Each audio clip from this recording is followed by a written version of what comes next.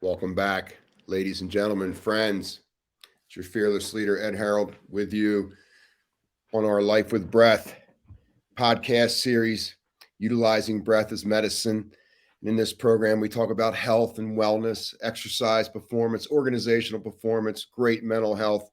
And today we're joined by Mr. Dave Florence.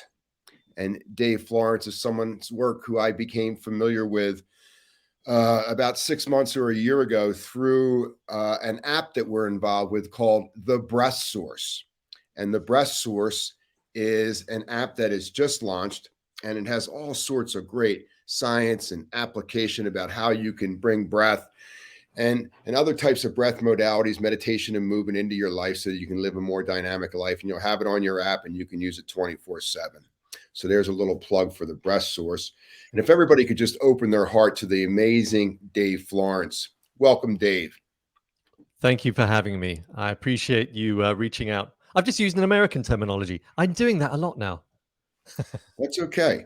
We're we, coming together like one global thing now. There's exactly. nothing, we're taking the lines down. I mean, on a very serious note, this is quite a typical and good conversation to have, isn't it? In the sense that we are one. Perhaps one of the biggest problems we have in this world is that we feel ourselves as separate beings from others, when actually we are all connected. We are all one. That is And so beautiful. there we are. That could open up a whole a whole nother conversation.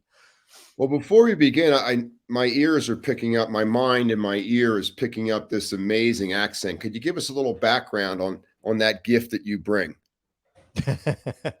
um, so by the accent, you simply mean, yeah, I guess. But I was about to say, does that make me British? Well, yes, it does. But then also, what is the term British these days?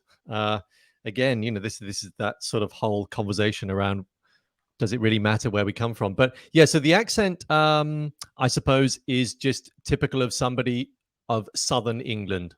Mm, But also, I trained for a few years to be an actor, so therefore there will be elements of how I speak that probably will be attributed to that time. it's just very pleasant to the ear. But Uh, then again, so I love phonetics and I love the sound of all accents. So when I hear what I assume to largely be a New York accent, Ed, is that a fair assumption? I'm a little south of there in Atlantic City, New Jersey. Ah, right, got it. Well, that was me completely wrong then. Oh, you got the right coast. Phew, I got the right country too. That's the right country. Well, obviously, Dave's a breath aficionado. He's all about health. He's all about healing. He's all about how we can live our finest life, how we can get out of our own way. He's about positive psychology. He's got his resume. If we read his resume, it would take the whole hour. So you can see that at the bottom. So before we begin to dive in what we want to bring out to the world about Dave Florence, maybe we could just take a moment to hit the brakes in our life and get ourselves centered and just do a little focused breathing. Would that be all right with everyone? It's good with me. So nothing heavy. Let's just straighten our spine. Let your eyes close and just feel that parasympathetic response, that relaxation response as that upper eyelid comes down and we turn off the outer world and we begin to focus our mind and our breath on our inner world. And if you straighten your spine and relax your face and you slow your breath, maybe we could tune our brain to what I like to call our emotional muscles. These emotional muscles of feeling,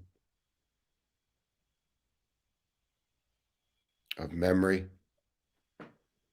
of perception, and just become an active listener to your internal dialogue when you straighten your spine, close your eyes, and slow your breath.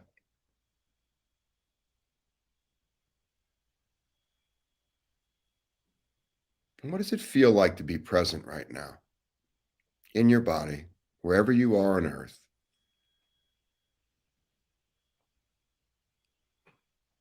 Notice there's great wisdom. It's available to us. And sometimes great wisdom comes even in ignorance or not knowing.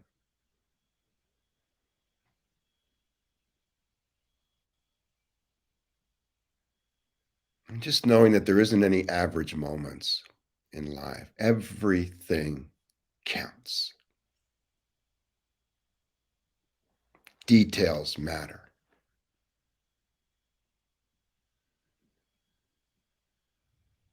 And if you could just really refine your breath, ladies and gentlemen, make the transition from the surface mind to the deeper mind, someplace where you're always welcomed, regardless of how much money you have in the bank or what political affiliation or religious affiliation you have.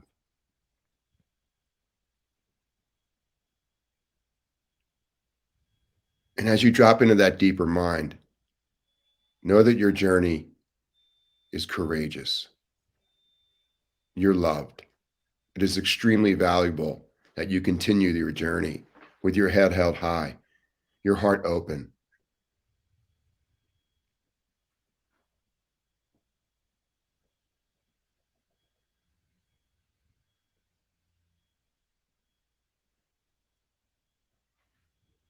And notice we're all searching.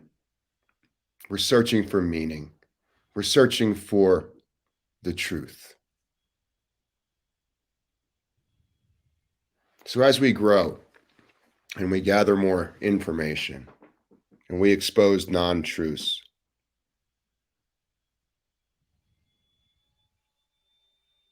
just continually affirm for yourself that you're beautiful just as you are, that everything is indeed beautiful and holy, and that you're loved beyond anything that Dave and I can share with you in the next little bit of time in your life. So just begin to deepen your breath. Let the breath move wherever it needs to go. Just sit back, enjoy the ride. And remember your emotional muscles. There are our silent warriors that help us with our physical mind.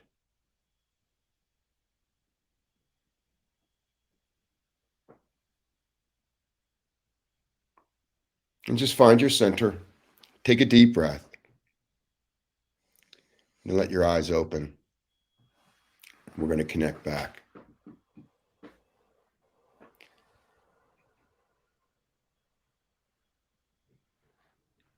Thank you so much, Dave. You know, I know it's the evening in the UK, and I appreciate you after a day of serving humanity, taking some time and being respectful of your energy. The evolution of Dave, gosh, that just means everything to me. Can you share a little bit, if you can, about the evolution of Dave Florence? I've gotten so used to describing this now. I can hopefully do it in a short piece. This is a journey, what you might call an N of one journey to optimize my mind and my body. And it started when I had a bit of a wake up call. It was a bang to the head. And I don't mind telling this because I've said it to everybody else. This was a culmination of drinking too much alcohol. And I lost 5 hours in the night. I still don't know what happened, but I was found by the side of the road with a head injury. And the next day, with a very worried wife, I had a young son. At the time, still young son. Anyway, that was enough of a shock to the system. It was enough of a wake up call to make me think, right, that is not how a husband and father should act. Regardless of what happened, whether it was my fault or not, it was ultimately my fault for drinking. So therefore, I need to do something about it. It really was this amazing, powerful, energetic wake up that I obviously needed. And I went out into the garden. It was, I think it was -10, -15 out there, that centigrade. And I just grabbed the garden hose, stripped off naked, and just stood under it. And that cold was my wake up, as in a physical wake up. I'd been watching stuff on Wim Hof. This was back in 2017, so he was slightly less popular then. Not many people knew about him. and I dove straight into the breath work that goes along with the Wim Hof method. I say Wim Hof now, assuming everybody knows who he is. I assume they do. He's become that popular now. And that became the catalyst then for change. So 3 months in from doing the breath work and the cold therapy, I became an evangelist. I was screaming and shouting, everybody's got to do this. But of course, nobody's going to listen because they know me of Dave of old. Why would they listen to this new Dave? Anyway, so I gave that up. I stopped telling people, all my friends, and I decided to create a YouTube channel to chronicle my journey because I felt so good. I thought, well, if this is working for me, it's going to help somebody. And also selfishly, and it was selfish, I'll admit initially, I want to chronicle this journey. I want to see if I can get better. I want to see if I can optimize my mind and my body. I want to see what else is out there. I feel so good right now. There has to be other stuff. So, and I got super excitable, and that excitement has never disappeared. What we now know, obviously, with that type of breath work is that it does affect memory, spatial memory in particular. But I definitely had an impact on my mind. So I had cognitive improvements from doing both the breath work and the cold therapy. And I suddenly developed this insatiable appetite for learning. So at that point on, from then on, I just started to become qualified. On my YouTube channel, people kept asking me questions as if I was an expert. And I thought, and that really, I felt a bit of an imposter at that point. But then I started to think, hang on a minute. Well, no, maybe I am. What does that really mean, an expert? It just means that you're somebody that knows something a little bit more than somebody else. And so once I justified that in my very self-deprecating British fashion, I think I needed to do that. I then was comfortable with telling others what I knew. And then as I became qualified, I felt more confident about telling others and advising others about what I knew. And that has now led me on this journey where I do teach others on a one-to-one basis. I work with corporates and give them workshops. A lot of it is around stress reduction. As you can imagine, in today's world, that is crucial. Sometimes it's working with people that have experienced that dorsal vagal shutdown of depression. And I'm also working with a number of people from the US, both as a wellness integrator into businesses.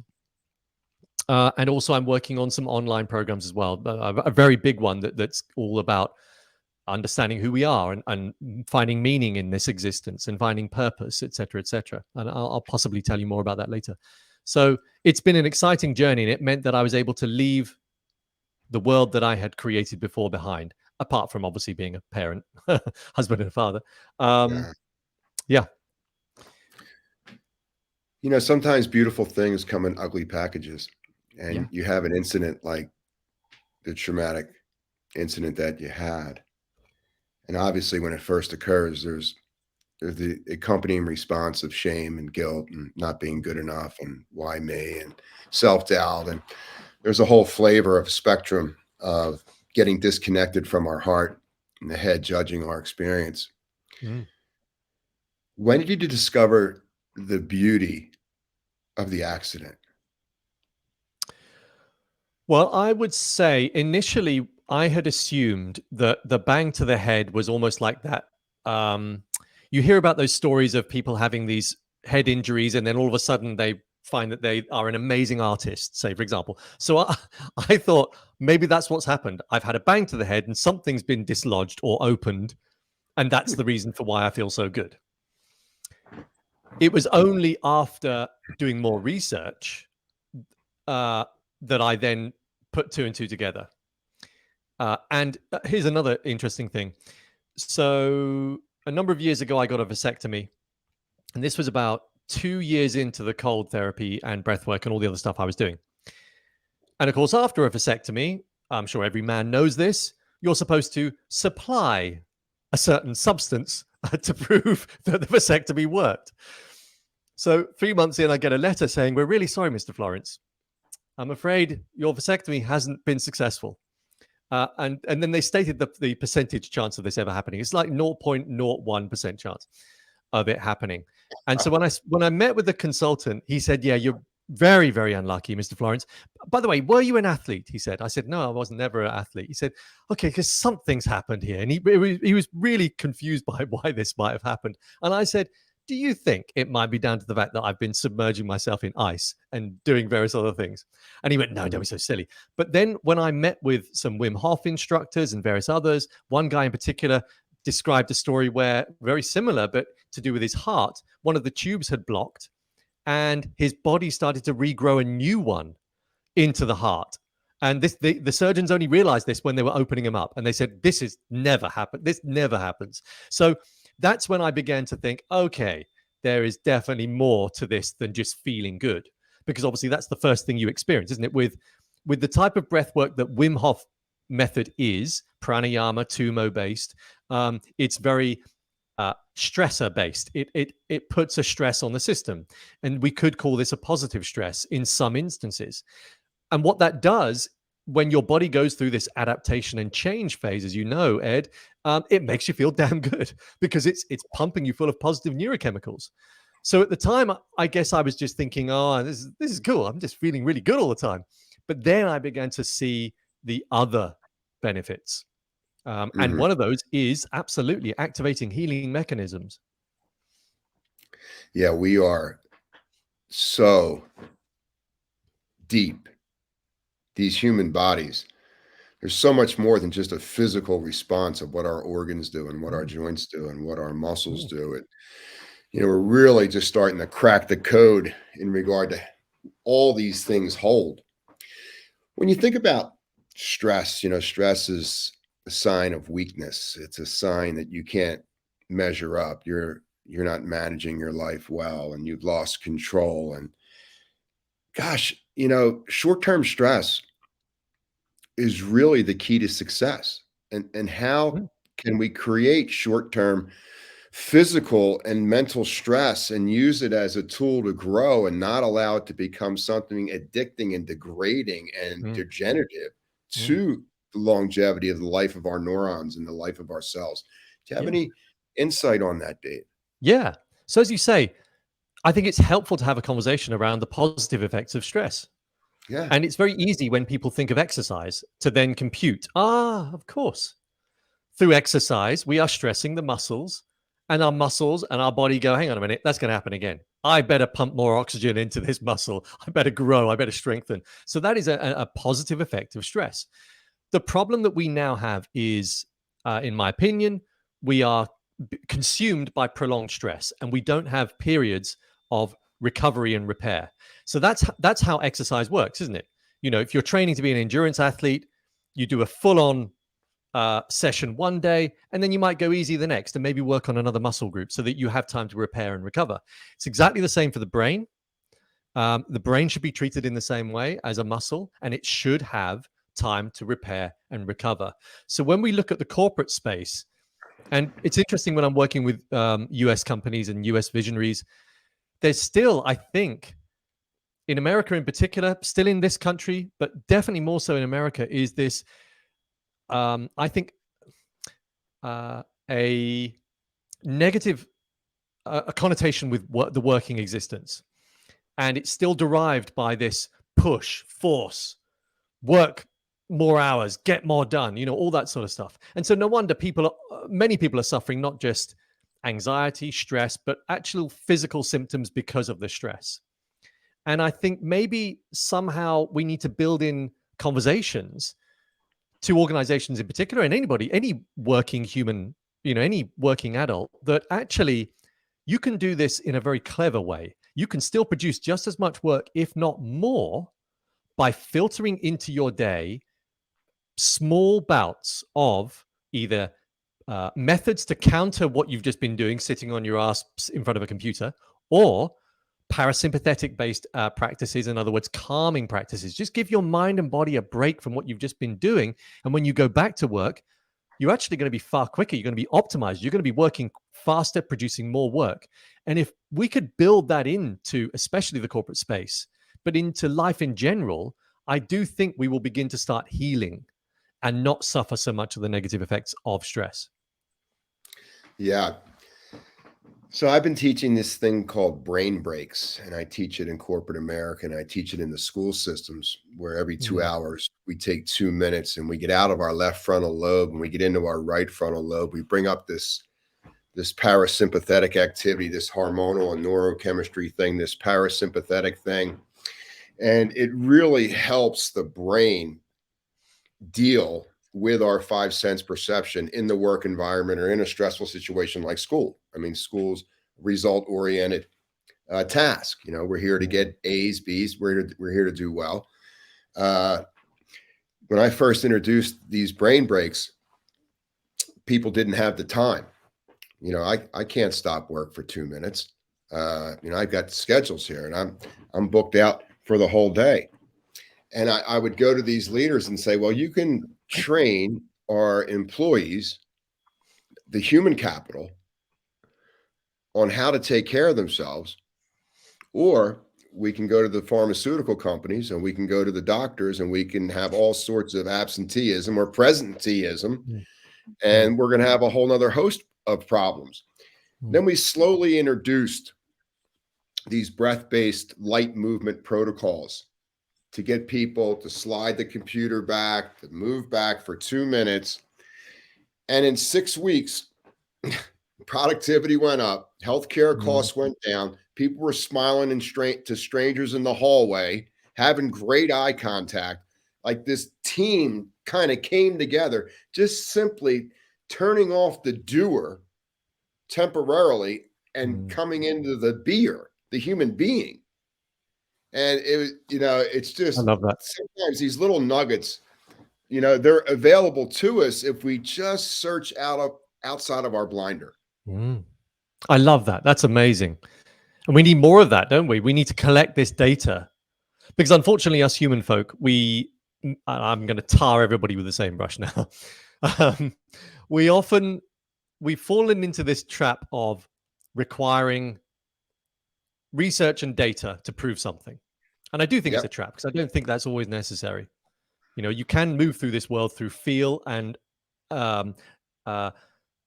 approaching your inner wisdom, or at least, you know, accessing your inner wisdom. But of course, for most people, we need such and such cohort did this and felt this, therefore it's proven. And that's fine. That's totally cool. If that's how we want to, you know, move through this world, then that's what we need, and that's fine. And I guess we need more stories like that, don't we, Ed? You know, those amazing turnaround stories where just through simple activities, simple methods, you can make significant change. Yeah, you know, I've never been a big science guy. You know, for me, I tell myself I've always been the guinea pig. I've always tried new things, and if it felt good, I wanted to know why it felt good. But that was for me. You know, some people just need to have that back. That, you know, we were just talking about this, about giving your power away. You know, just because a scientific study worked for someone else doesn't mean it's going to work for you. Yeah, exactly. So, you know, I think that we're much better feelers than is given credence in the media and out there in the world. I think we're master feelers first. And then cerebrally, we all have different skills. Some folks have great memorization. Some folks are great at numbers and repetition. But, you know, other folks kind of work their way to the moment a little bit differently. The steps that they take to prepare themselves to excellence might be slightly different than everybody else. Their age, their education, their family background, stuff they've been involved with. Do you have any clues you could share with folks about how do we get to that point of mastery where we don't require any additional information outside of ourselves, and we know inside ourselves that we're right where we're supposed to be in our life? Yeah. Remove the analytics. There you go. First off, you know, we were discussing that earlier, weren't we? We've fallen into this trap. Technology has a place. Clearly, we use it. You and I are using it right now, and we are benefiting from using this. Right. This is giving us a voice. We're able to spread our message through technology. So I'm at no point do I down technology, but I do think we need to understand that we need to be disciplined with our use of it and have a real intention behind it, rather than just because everybody else uses it, just because it's a trend, we should use it. And I think the way we do this, in answer to your question, is when you remove this desire to be analytical about something in order to show progress, and a lot of that comes from the sports world, and I can see why you might need to do that in the sporting world, but for the rest of us, you don't. You can do it by feel. It's not just women that have intuition; men have intuition too, Right. and we can do this by opening up a doorway to that inner wisdom. And what I've certainly discovered is when you look at January, that craze that goes on in January when people go, "I'm going to join the gym." And they always do it with the wrong intention. It's always, I'm going to join the gym so I can lose weight, so I can look good on the beach. That's a typical one. It's not everybody that does that. But in other words, it's a short-term, time-limited goal. Better, isn't it, to instead start the year off? If you want to make a change and you want to do it at the beginning of the year, fine. But you could really make a change from tomorrow. And you could say to yourself, right, I intend now to flow through my life, making use of my body every day, breathing in the right way, pushing my body, lifting my body, pulling my body, interacting with other humans in a positive way, making sure I'm eating good nutrition. So, in other Mhm. words, what you're doing is establishing a new modus operandi, or vivendi. You're saying to yourself, I don't want to be that person anymore. I now want to be my optimized self. And it is not time limited. It is now simply, this is how I roll through life. This is who I am. And another trick to this is to invoke that child within. Mhm. Even as adults, as a 50, I'm almost 50, I'm 50 in December, an adult, I know I can still access that boy in me. Perhaps it's easier for men, but, but the point is, we can all get excited for life again. And we can do that. It's helpful if we're parents, because then you can enter their world. But even if you're not, you can definitely get excited. And if you get excited about your health and optimizing your mind and your body, then you're not doing it through somebody else's dogma or protocol. You're not doing it in a time limited fashion. You are deciding, right, I want to get excited about this. I've just tried this. It's made me feel really good. So what else is there? What else can I do? And maybe I can start experimenting with it. I've learned this technique. What would happen if I did that technique with this? And that's, I think, when it makes it more fun, exciting, and an exploration. Yeah. I think that we all need something to get out of bed for every day. We Mm, we we need a goal, and I think our level of awareness will choose the appropriate goal. This this New Year's resolution stuff, it's a big show. And we know that 95% of them fail by the third week in January. mm, So I was really interested in that. Like, why do the New Year's resolutions always fail? And then folks end up being more depressed than they were on New Year's Eve. mm, And they're worse than, step one again. And they got to dig themselves out so they can mm, get moving again in May and June. So I began to do a little research. And when you think about changing behavior, you got this amazing conscious brain, this conscious two frontal lobes that can basically do 20 to 25 things in the present moment. It's an amazing part of the brain, the most awake part. It's right there.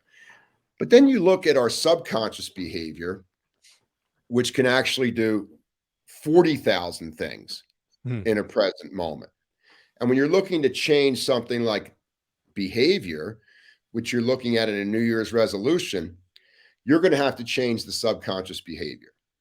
Now, when's the worst time of the year to try to change a subconscious behavior? The dead of winter. There's no light. It's cold. It's damp. Your energy levels are at the yearly low. Everything in nature has gone back into the ground, preparing for spring, and has Mm, retreated into the soil. mm, So I was like, the dead of winter, our body level is at its all-time low energetically. mm. And here we are, we're going to go back into our subconscious and stop drinking or Yeah. stop smoking pot or, Mm, stop whatever, eating sugar mm, or gambling. It's mm, never going to happen. mm, So what I try to do with folks is first of the year is where you set your mental intention of what your New Year's resolution is. And then come March, when there's an abundance of sunlight, when there's a more heat coming up, spring is coming out of the ground, then you emotionally and physically press back into your subconscious, because you're going to have so much more energy to rewire the brain. It's much like the Eastern New Year, which begins in spring. Yeah, absolutely. I love that. That is absolutely amazing. And it made me think there, here's a controversial idea. What would happen if corporates ran their business from a seasonal perspective, as in what you've just described there is, yeah, we were meant to, as humans, predominantly since we've been on this earth, wintertime was a time to recover, rest, maybe plan for the future. Right. Because we didn't have the energy. There was no sunlight, especially in the mini ice age of the 1700s, 1800s. So yeah, absolutely. We're doing it all wrong. But I guess this New Year's resolution comes from probably, and us Brits are pretty good at this, excess. I don't know where it came from, but I'm guessing that was it, wasn't it? In other words, typically over Christmas, people don't really get the holiday and break that they need, that their body and mind need, because they're doing this. And then it's, oh no, I've got to go to work. Right. Damn it. I don't want to feel like that again. Right. So I'm going to do something about it. So it's completely the wrong intention. It's completely the wrong mindset. But yeah, back to that corporate thing. I would love it if maybe Elon Musk could do this. Maybe he could set the trend. I'm going to run Tesla in this way. And it's going to be all about, over wintertime, it's going to be about planning and creating and co-creating with others in a very mindful way. And then from spring on, it's going to be front end of the business, sales. It's going to be, pushing product, et cetera, et cetera. I don't know if it's possible, but wouldn't it be amazing? Well, we've got to take care of the human capital. We have to take care of the people. When I say take care, I mean take care of the inner landscape. Keeping the heart rate down. Why? Because heart disease is the number one killer. Keeping the blood pressure stable so that you're oxygenating from the soles of your feet to the crown of your head. So, where oxygen touches, apparently, your cells can't get cancer. So, there's all sorts of little things that we can do, because we are nature. We can interact with the computer, but we have a lot more in common. If you look out the window to the trees, the bushes, the lawn, the mountains that are around us, than we do with the metal and the plastic that's in front of us.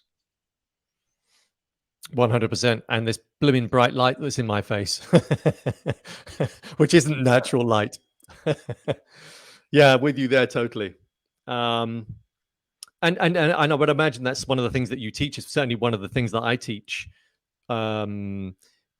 Breath walking in particular, getting outside, slowing down your walking pace. Something really interesting happens when you slow down your walking pace. If you deliberately go outside, start walking, and then determine to yourself, I'm now going to walk 50% slower than I normally would. Well, the first thing that you'll notice is that it will feel like you're in the Matrix. It will feel like other people are staring at you, because other humans will be walking much faster and they'll be thinking, something odd about that person. I'm not too sure what it is. Well, that's good. That's a positive sign. And then what you do, obviously, is you start tapping into your senses. As you slow down, you then, right, what can I hear? What can I feel? There's an acer tree down there that my son naturally and instinctively rubs his hands across. And in fact, it's now become, we can't walk past it unless we rub our hands across this tree. So it's interesting how that happens with children. It's an instinctual thing. And then so you've tapped into your senses, you're aware of what's around you, but you're taking it in, again, almost like with through a child's eye. And then you decide, I'm now going to slow down my breathing. And what you can do then is marry your breaths with the metronome of your walking pace. And then you can perhaps breathe in a 4/4 rhythm, as you and I know, nice bit of coherence and balance. And all you need is 15, 20 minutes of that, which for most people, you can probably crowbar into the middle of your day. And that will have a profound effect, especially if you're doing it in nature, and especially if you're doing it with bare feet. And you will come back energized. You will not need coffee. And that would just be an easy solution to what we were discussing earlier, to the recovery and repair. Let's say you've had a number of meetings in at work. Most of them haven't gone necessarily well, or they've been high stress meetings. You're really feeling the neurochemicals of adrenaline and cortisol running through you, which are not the chemicals we really want to play with at work, because you don't need to be in fight flight at work. You don't need to be slaying the saber-toothed tiger. The saber-toothed tiger is your boss. You don't Right. need to have those chemicals. So choosing an activity like that would be perfect, wouldn't it? If you've got the time, and most people have, I think, in the middle of the day. Yeah, I really, really appreciate that. That was well said, Dave. You're a born teacher. You can tell that you like to lead, and there's a calling to what you're putting out here. I'm so glad that I'm on your team. I noticed that when I walk slower, when I change the pace of anything that I'm doing, I notice that the limbic system of my brain lights up and I begin to feel more. Can you illuminate on that a little bit? Yeah. Something really interesting happens there, isn't there? As you're walking slower and perhaps slowing down your breath, of course, you're then calming the mind and the body, to put it very simply. If we think about every inhale increasing your heart rate and blood pressure, every exhale does the opposite. If you're doing long, slow exhales, then of course you're slowing down your heart rate, slowing down your blood pressure. The mere physical act of slowing down, which we find in areas of psychoneuroimmunology, physical actions can change a psychological state. If we were to sit here, you and I, and smile, eventually all of these muscles would loosen and we would trick the brain into being happy. Right. That's such a simple trick to people that are feeling rubbish. Force a smile, hold it there for as long as you can, you're going to change your psychological state. So there's an element of that. And I don't know whether you've noticed this, Ed, but when you do slow down your breathing and slow down your walking pace, the thoughts in your mind change. Mm-hmm. If you tap into your senses, it slows the mind to the extent that the monkey mind, as we like to call it, the default mode network that's always chucking out things that we have to be aware of, or what the brain thinks we need to be aware of, or negative statements and loops, it then can't work anymore, because your focus and awareness is on higher energy activity of sense awareness. And what I've discovered is that when you do that practice of the mindful walking, at some point, you'll be in a blissful state at some point, and then this will suddenly come back online again. But you won't notice it straight away. You won't know that you're starting to think in a judgmental way about the person walking towards you. The first thing you will notice is that all of a sudden, your walking has doubled. The pace of your walk has suddenly sped up. So that becomes your indicator. And I find that so interesting that through thought, a physical action has occurred because I've started to use this, default mode network, the prefrontal cortex, all that sort of stuff. And when you know that, and when you witness how negative thinking can change your psychological and physical state, rather, you know that by changing your physical state, you can change your psychological state. In the same way that, I'm sure you've spoken about it before, power stance. If you imagine yourself to be a superhero, both male or female or whatever, and you just imagine and you picture in your mind this this person that is somebody to be revered, superhero powers, and they have a particular stance with their chest out, and often it's in this sort of hands on your hips, and you suddenly feel your back straighten, and just by doing that for a minute, again, you can change your state. If you did that before a big meeting, you'd walk into that meeting as if you were the superhero. So isn't it amazing how this can change this? I point so you can see my finger, and this can change this. We have control of both. This is the mind-body connection. When you realize that, you have way more power than you think. And this goes back again to that healing mechanism, the natural healing mechanisms that we have. Wow, that was so well said. I really, really appreciate that. Could you share a little bit with us the movements that take place between the brain and the microbiome and the breathing, and how that connects us to almost being superhuman? Well, one thing I would say about that is the connection between oxygen and cells. Yeah. Um, when you breathe correctly, you are, let's call it, optimizing the oxygen in your body. You know, as you know, Ed, and possibly I would imagine your listeners do, because I would imagine whoever's been on here, they've probably at some point mentioned that you don't want to use this too much. You want to use your conch. There's a reason why this is on your face. And there isn't a receptor. You know, we don't have a receptor in our mouth to tell the body what to do with oxygen. We only have it behind the nose. So we do need to use our nose more. We know that. You can use your mouth for certain practices, and they will create a stress, and that can be an energetic experience. But in the main, we want to use this.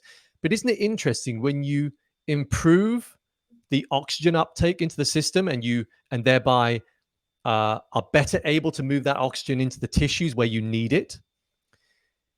Those that are, let's say you've got certain cells, obviously, in your microbiome, one of them being phagocytes, that go around and eat up bad bacteria. Let's say the cells in your body all over aren't working correctly because you're not breathing correctly. They're not getting enough oxygen. Cells require oxygen to function. Hmm. So that alone will tell you that if your cells are not getting enough oxygen, then you could end up with a gut issue simply by not breathing correctly. And I don't think many doctors know that. I don't think many doctors of the Western, I'm not an expert, but I just don't think they factor that in. They don't, when they're advising their patients, then they're probably saying, take this supplement.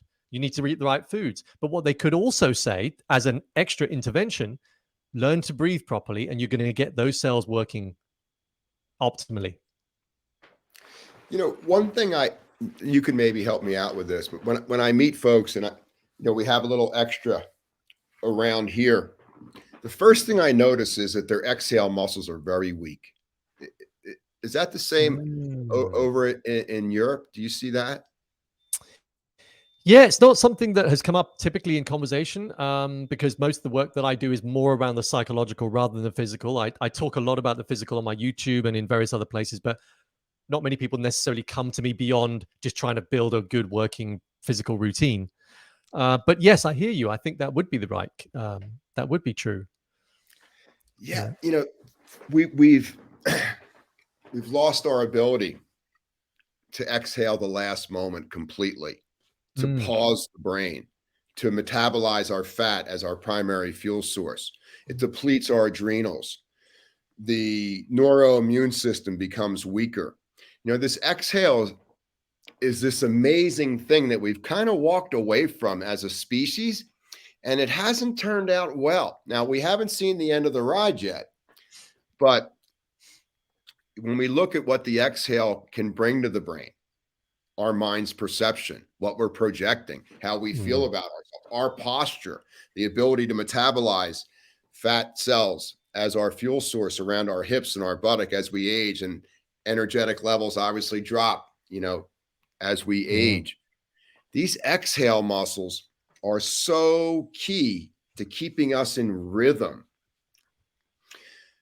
Do you find that to be something that you're more efficient being Dave when your exhale is smooth, steady, and comfortable and fully deflating of the lung tissue? Yeah, absolutely. And I guess like you probably do certain exercises as well to work that area. Yeah, Um, geez, I can't exhale my past fast enough. I love that.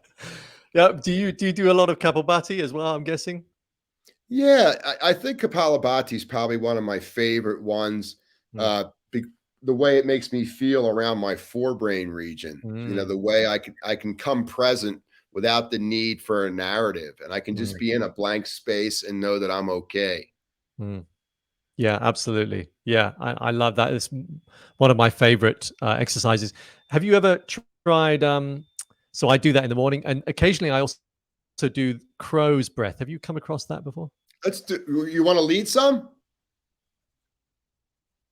Okay, so yes, I'm just trying to think how I do it, because there's a point at which, well, let's see if we can do it. I don't know if it's going to be possible, because how I need to describe this will be showing I'll describe it audibly, I think, in the main. But anyway, I'll also make myself look very silly in a second.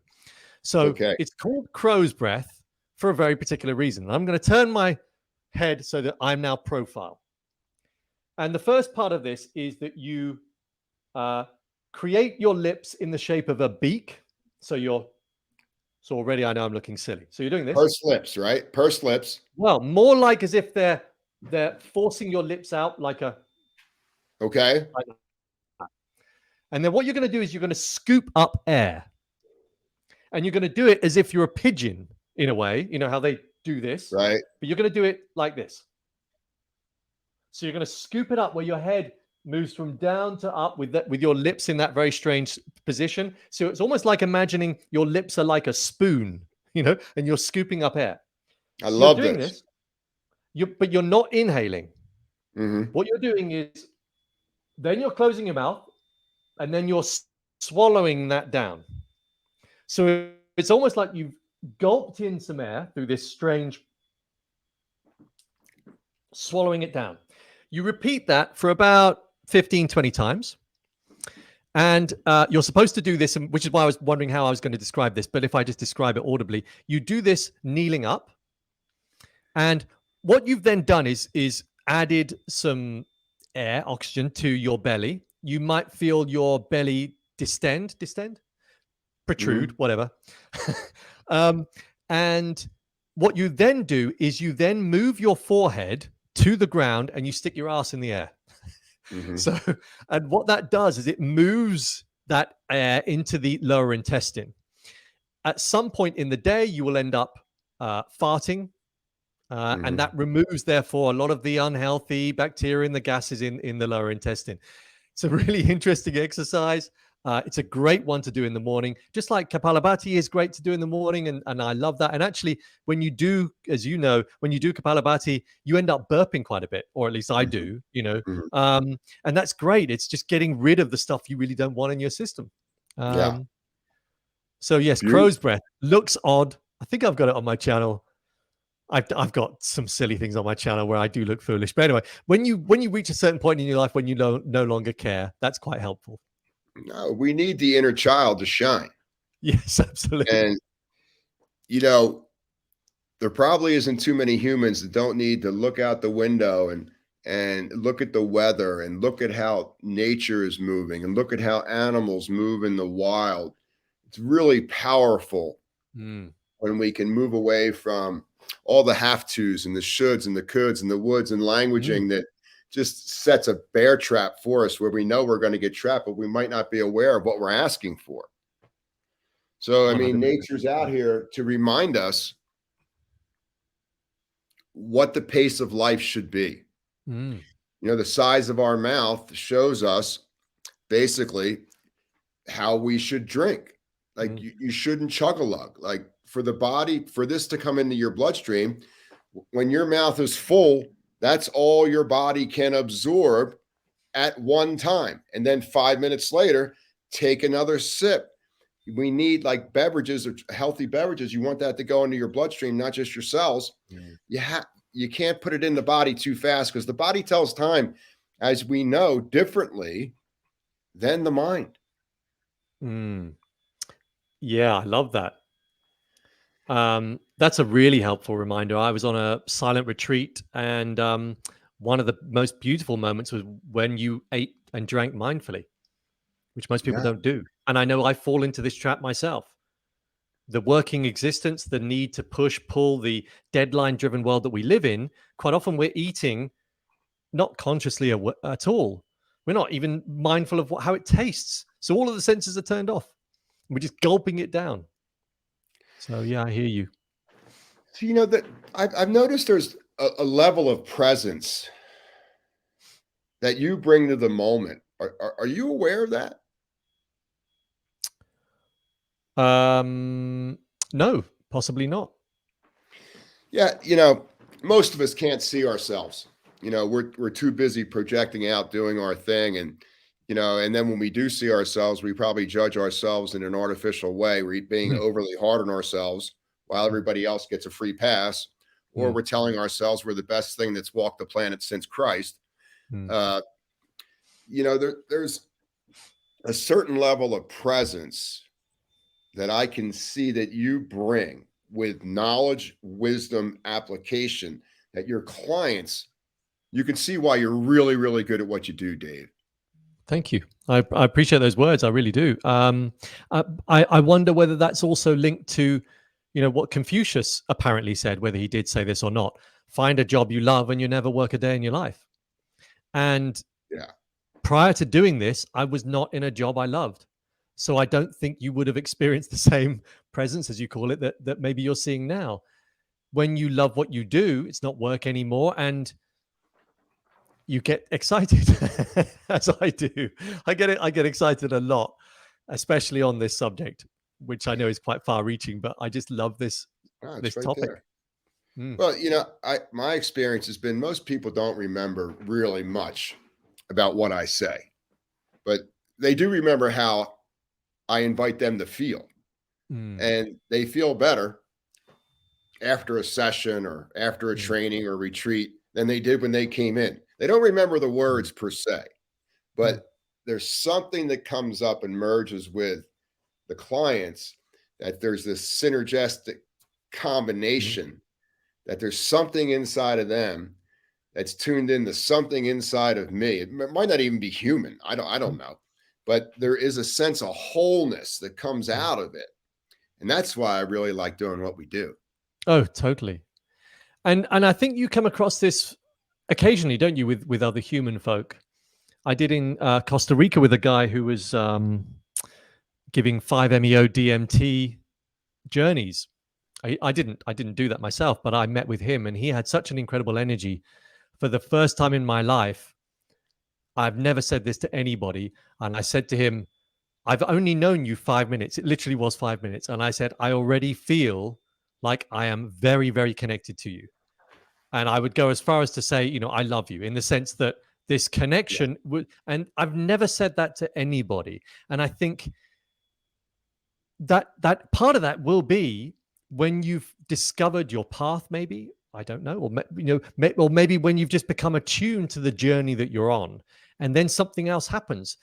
I know the likes of Joe Dispenza will talk about it, as being this energy field that we can create when we are in this optimized state. So maybe that's it too.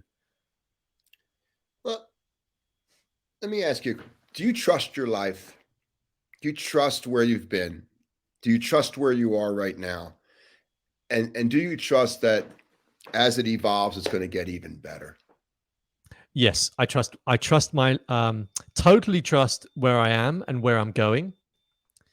And I trust that everything that has happened in my life has it doesn't have to be for a reason, but I would say I've learnt a significant amount from little traumas, big traumas, from uh, being an a-hole. you know, I don't mind saying that. I haven't lived a perfect life. I know I've not been the nicest of people to others. I've had times when I could have done better, and I think when you can sort of refer to your past like that, as in, that's fine, that's cool, I don't need to regret any of that. I'm here now. The now is the bit that I can control and affect. One of the things, just as a slight aside, one of the things that I quite often talk about, and with clients, and in as something that I think about, is this almost Buddhist way of imagining my deathbed scene. I imagine it not in a negative way, but in a positive way, and I imagine it of what I want. I want to be laying there with my friends and family, loved ones around me, and I want to be able to go, okay, I had a good life. I saw that opportunity. I took it. I spent time with that other human being, and it was incredibly fruitful. I've created this beautiful family. I've grabbed life by um, what's this expression? Anyway, you know what I mean. And so therefore, had I not made the changes that I did a few years ago, I think I could have ended up on that deathbed having regrets. And there's that wonderful article about the 12 regrets of the dying, which is actually part linked to this program that I'm creating. And I would recommend everybody read the 12 regrets of the dying, because these are the truths that we should all be aware of. These are quotes from people in that are about to leave this planet, and they state things like, um, I wish I'd lived up to my potential, for example. And that one always gets me quite emotional, actually, when you think about that. Right. Anyway, that's worth, I would say, people looking up and having a read, and maybe printing it and putting it on your wall as a reminder. Yeah. Healthy people trust their life as an umbrella statement. Good point. And, there's a certain level of accountability that we bring to the table when we trust our life. We're there for the missteps and we're there for the positives. We're there for the pain and we're there for the pleasure. And when we have that level of accountability, that everything is a potential teacher and helper to me, then everything is fair game. And then every day you get out of bed and what am I going to learn today? And I notice I learn the most on the stressful days, if I can remain the student.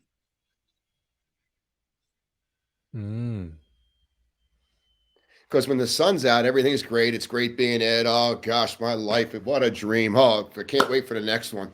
It's on those days of resistance and there's turbulence and there's uncertainty. And then there's, I don't trust this. Those are the greatest days if we can put ourselves in a position. Like when I notice my breath has become disturbed for no apparent reason, I know that something is changing inside. And I have the ability to become the student again. And when you think of a student, I want you to think of someone young, someone young at heart, someone present, someone not so rigid. So, this accountability thing, I picked that up from you. You're very accountable. Thank you. Aren't you too? I try to be, especially in the areas of my life, maybe where I haven't shown up in my mind, where I wish I would have showed up a little bit more dominant. Maybe where there was a little more fear or insecurity or sensing not being good enough, those types of modalities. Yeah. I think when you look at what you've just said, there's really beautiful around learning and being a student.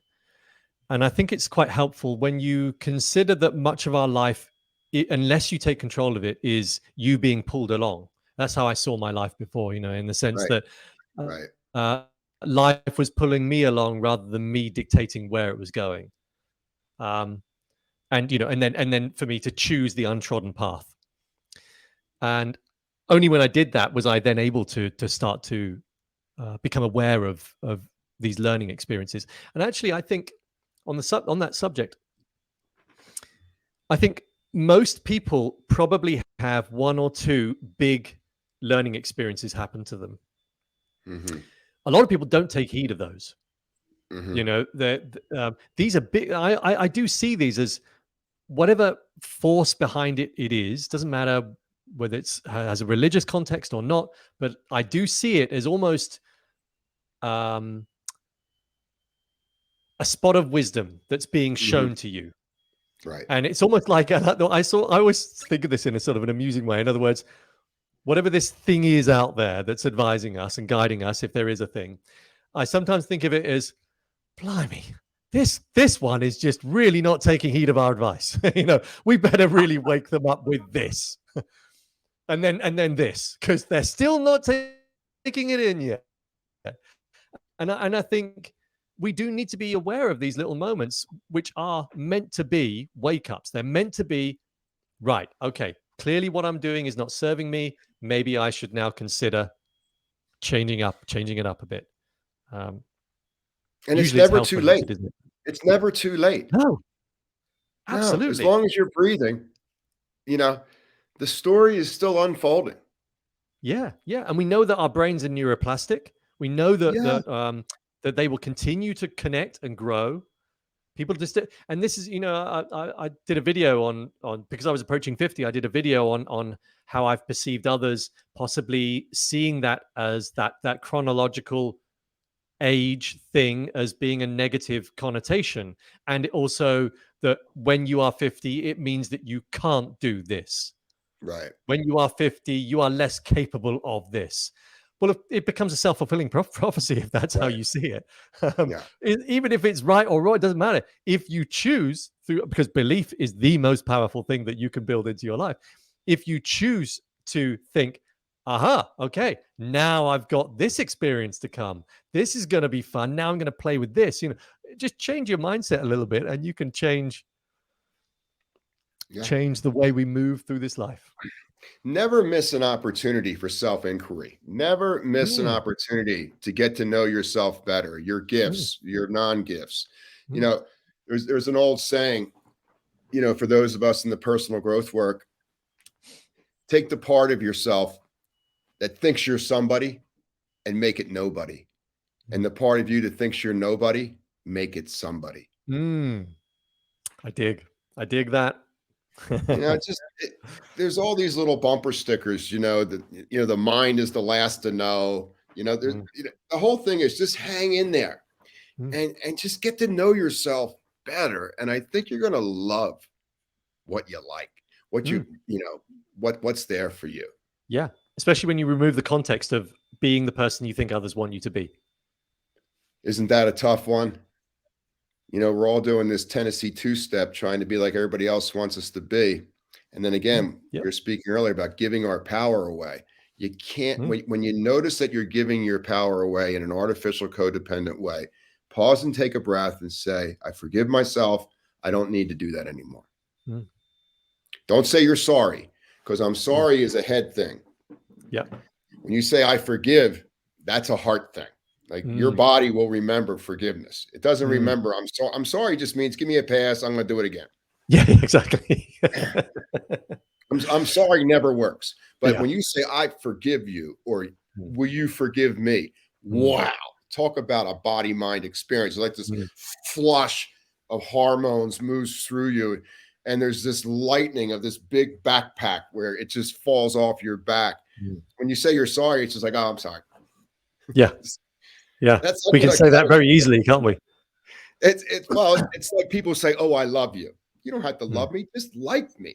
I mean, I don't need love. How about if you love you and I love me, and that's fine. Yeah. Yeah. Absolutely. Brilliant. That should come first above anything else. Listen, can you take us out of here with a little breathing? Yeah, I was just trying to think then what would be a really useful one. Anything you lead is going to be awesome. Well, let's do a fun one. And Cool. we're only going to do this a few times. And if people do this, I don't know, do you have many people listening as well as watching, or is it largely listening? They're going to be watching and listening at any time during a 24-hour cycle in the globe. Okay. We are going to add a bit of movement to this. Okay. I call this the 1 minute state changer. Good. And what we're going to do is inhale with our nose. And as we inhale, we're going to move our arms up in the air like thus. And as we exhale, we're going to squat. And we're going to, this is going to sound funny, we are now going to exhale with a sigh, but using our nose. So it's going to sound like this.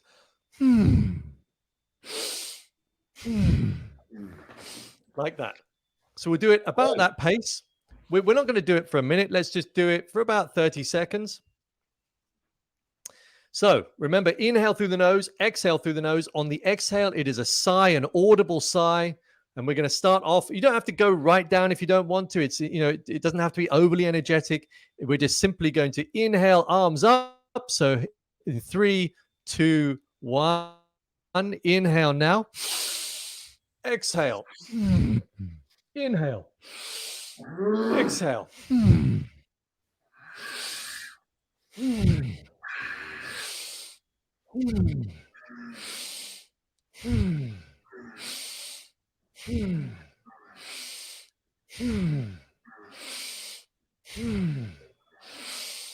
Two more.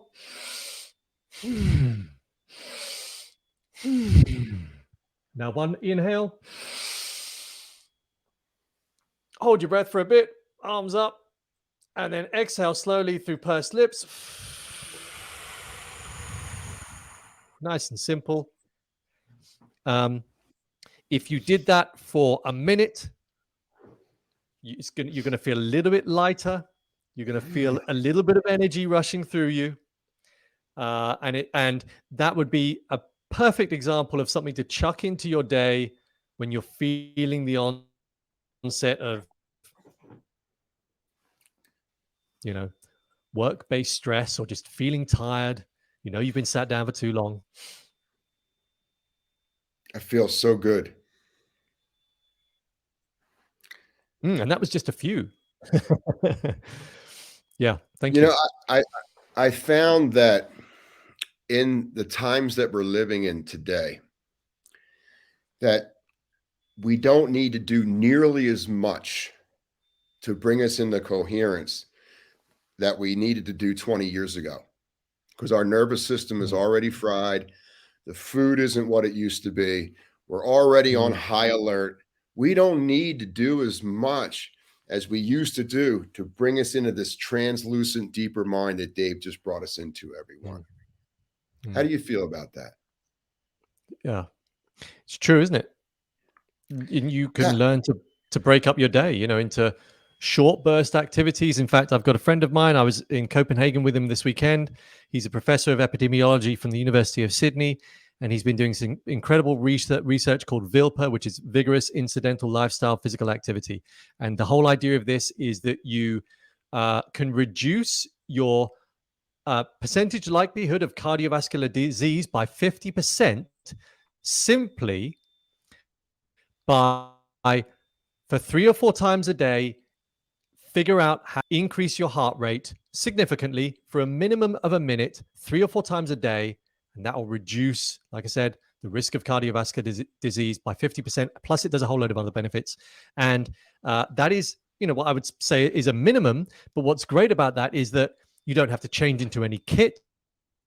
You just have to think, right, okay, it's morning time. How am I going to raise my heart rate for about a minute or two?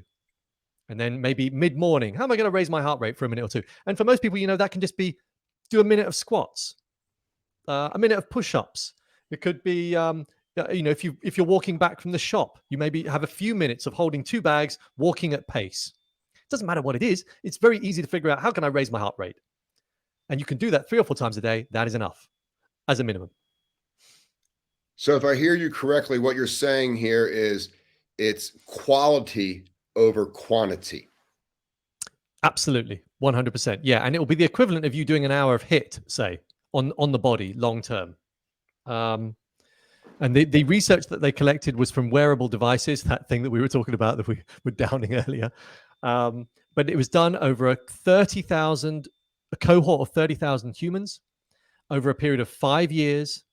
And they were able to determine that that's all you needed, and it would, in the data, it would show, for example, a mother running with her child to school for a minute because they were late for school. That would have collected the data to show, and then over time, you do that enough, and you realize that that's what your body and mind needs. And again, that's bare minimum, but you could get away with just doing, say, 4 times a day, a minimum of a minute, raising your heart rate significantly, and that's it. It's beautiful. Don't ever let the numbers define you. You define the numbers. Don't let the numbers define. You are controlling your experience of what you're picking up. It never controls you. Yeah, 100%. Don't give away your power, ladies and gentlemen. Dave, I could talk to you for the rest of my life. I probably will. I'm one of the luckiest people in the world because I get to co-collaborate with you and I get to interview you. Gosh, you're just a breath of fresh air. I can see why people love you, Dave. Thanks so much for joining us today. Thank you. Well, I'm guessing you and I might meet, as in the real world. And I have a feeling, at the very least, it might be in Cancun. Yes, I hear there's something coming together next year, and it'll be projected out onto our social media and website. So I really look forward to meeting you. Thanks for making my day. I learned so much in the last Thank hour. you. I Thank appreciate you. you, buddy. I, I, I, it was a pleasure being here. Thank you very much.